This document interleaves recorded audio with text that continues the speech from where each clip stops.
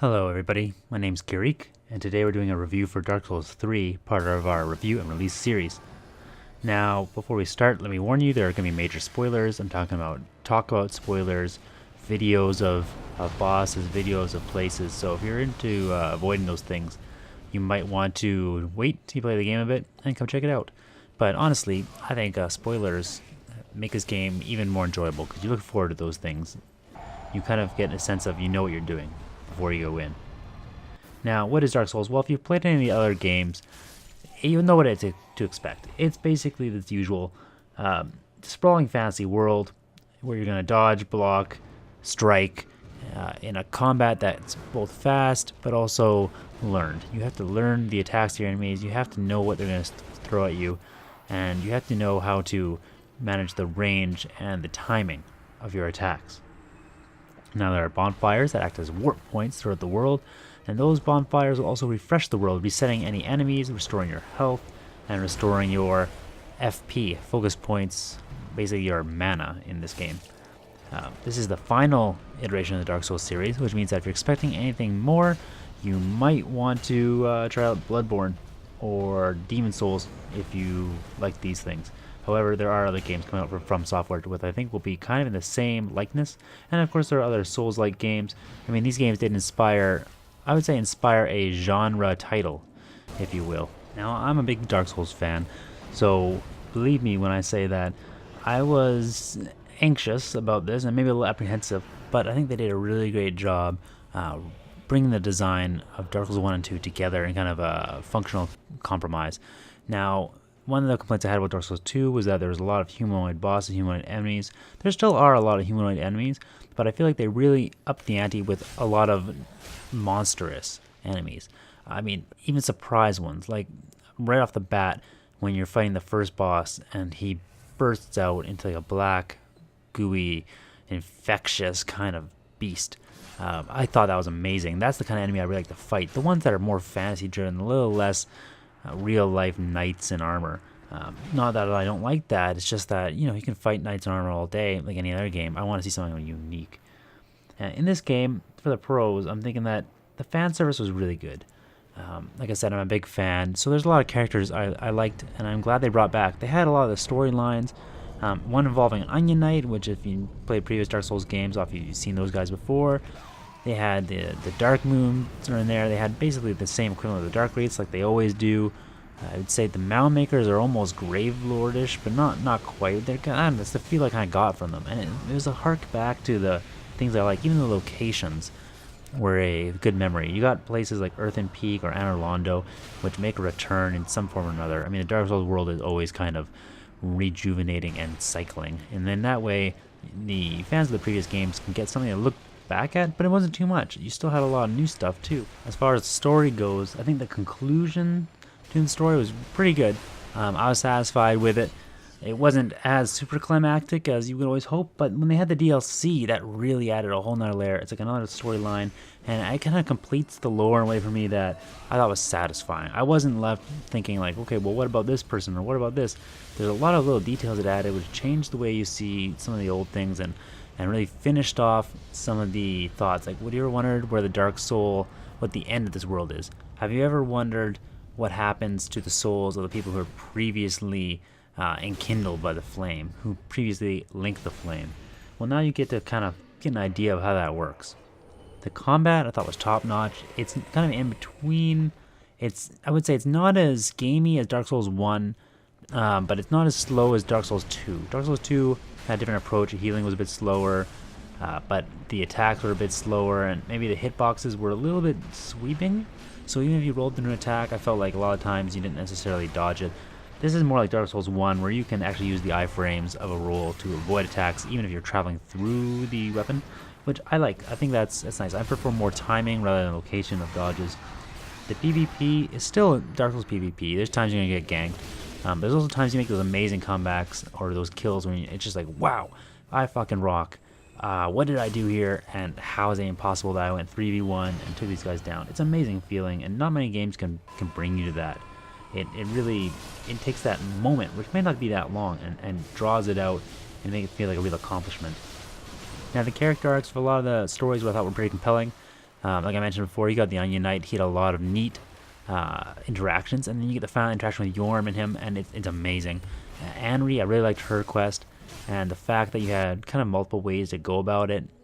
They each end in different endings, but the first time around, if you end up doing the ending where she dies, it's pretty brutal. It's pretty heartbreaking. And but it was nice to help her defeat Aldrich in the time. Even Cirrus, I like Cirrus' quest line as well. Nice little helps here and there, and then she finally gets to face off against her arguable father. Now, the rewards, they're pretty good for Dark Souls cases. Like in general, Dark Souls rewards exploding, and I think this one did a pretty good job. Think of places like the Archdragon Peak, or like the boss Osiris, the weird dragon guy. He basically, I ran right by him the first time. And the Archdragon Peak, same thing. I didn't come back there until the end of the game. It's because I didn't really find them. They're really well hidden, and maybe not so much the dragon guy, but the Archdragon Peak was pretty well hidden with the Nameless King. So I mean, good job for Dark Souls. There's always items hidden in weird places. There's always areas that you can't in the game that you don't really think about getting to, and you get there, and there's still a surprise for you, something to reward you, and I appreciated that. One last pro that I really want to point out is that the AI seems to have gotten a lot better. Not so much with the programmed enemies, like, the monstrous ones, but the ones that are like hollows, right? The ones that are hollows seem to be a lot better at knowing when to heal, how to pressure, they parry sometimes. I think it's come a long ways. Now for the cons, the biggest one I had honestly was the Covenants. They're not really equal. So why do we need the Dark Moons and the Blue Sentinels when they basically do the same thing? It makes it even harder because trying to get the Covenant items with the Dark Moons, it's basically brutal, because no matter what I did, I never seemed to get invasions. Now, I think what it is a factor of, by the time you're really thinking about doing that stuff, you're a high enough level that most people are not equipping Way of the Blue. Therefore, the Dark Moons are not getting summoned to answer invaders. I wish they'd rework that a little bit. Give us a summoning item, or make it so that you were summoned down in levels maybe more, so that you could potentially arrive and squash an invader. I think it'd be great. Something to get those Dark Moon items, the Proof of Concords, they're really hard to get, and I ground for hours, like I'd say upwards of 10 hours just to get those. The PvP, it's fast, it's not too bad, and you get used to it, but when you're starting out, there's a definite phantom range issue, especially with things like long swords, short swords, you know what I mean? The horizontal swipes seem to have an extra foot or two of range, so you don't think you're getting hit, but then bam, you do. It's really unfortunate, it's really annoying, and not all weapons get this equally. Like, some weapons just don't seem to be viable. Scythes, I really love scythes, but they weren't good PvP. They just weren't. Even the game end scythe, Frida's scythe, I expected it to be really powerful. It was slow, and it didn't hit really hard enough to make up for that. Now, you get used to it, like I said, and once you learn how to play around these things, the PvP is pretty good. Again, you're going to run into a lot of things where you're getting ganked 3v1s, but a lot of the time, especially in the high-level PvP, you do have, I'd say, more honorable duels or more intense duels where people know what they're doing. There are some really annoying enemies I found in this game.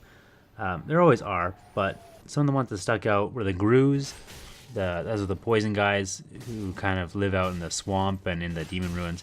Once they jump on your head, it's super frustrating. And I think the number one prize goes to the jailers in the Ethereal Dungeon.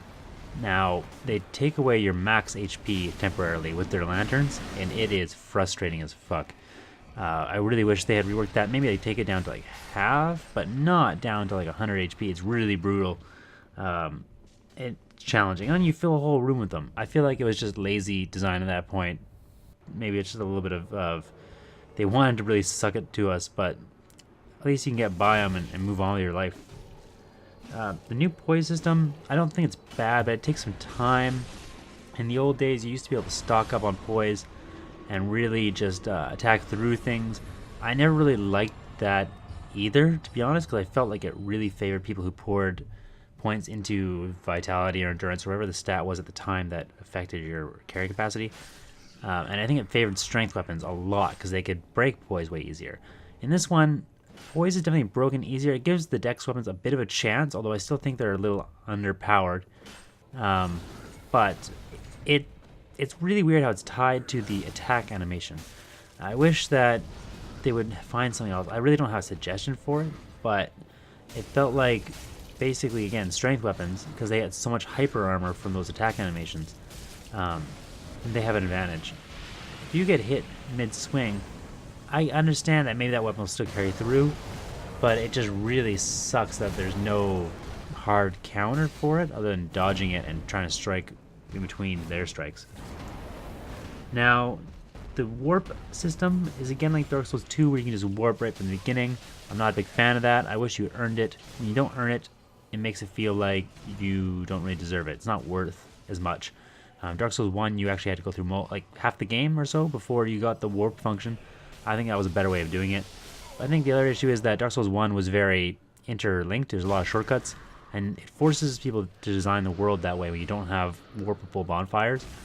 This one's not as interlinked. It's very linear, and as a result, if you wanted to go from one end to the other, it would take a long time otherwise. So I understand the use of the bonfire. It's just unfortunate. So for the score, gameplay-wise, I would give it a 2.7 out of 3. I thought it was good. I thought it's near the pinnacle of what we expect from the Dark Souls series. Other than a few kind of annoying tidbits here and there, it was pretty flawless. For the addiction, I gave it a 1.7 out of 2. I think it is super addictive. I really think it draws you in, and it's always like, oh, well, let's just go a little further. Let's just see what's up here. Let's just get the next bonfire. Oh, I just want to kill this guy. But the thing that brings it down from perfect 2 is that sometimes when you have those frustrating deaths, you rage quitting. You're like, that's it. It's enough for today. I'm done. Reliability, I never had a problem. 1 out of 1. It ran very nicely, even on my older computer, and I don't think I ever had a crash. Atmosphere, Dark Souls does atmosphere really well. They always have. 2 out of 2 for me. It's that combination of environment, aesthetics, the lack of music in most places except for the bosses, and then the enemies. They could hear their noises, the noises of the footsteps, all those little things that come together to make it feel like you're actually in there and there is some danger, and the danger is there. You know what I mean? A game that makes you feel actually on edge because you might die. That's good. I think that's attributes to a great atmosphere. The replay value, I only give it a 1 out of 2. While there is like New Game Plus and it goes up from there, there really isn't anything that changes in New Game Plus other than the enemy's health and stats. So it's hard to really say play it again and again. You can do different builds. There's a couple different endings.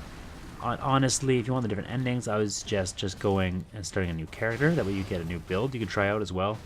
But it's definitely not one of those games I think is viable forever. Especially as the online dies off, it makes it harder and harder to play through parts unless you want to solo them, and the PvP is one of the prime aspects of this game. That means our total score is an 8.4 out of 10. Very respectable. I don't know what I gave the original Dark Souls, but it's probably something pretty close to that. I'm trying to flip through my book here to see, because one of the first reviews I ever did, it was a great game. Yeah, I gave the first Dark Souls a 9. So I guess that's right. You know, the first Dark Souls opened a new world for me. It was one of my favorite games. It probably still is one of my favorite games of all time. And Dark Souls 3, it was always really good, but it didn't have the magicalness that Dark Souls 1 had. It did have, though, a lot of great moments, which felt appropriate and closed the series with a bang instead of a whimper. And I appreciated that. Thank you From Software for making a great series. And thank you for all you guys for listening in. So that's it for this time. I'll have a gameplay video up as well. I believe it's me trying to get up some stairs and fight one of the bosses, Lorien. So if you want to check that out, see some other videos on my channel. And in the meantime, have fun, stay safe, and I'll see you guys all around soon.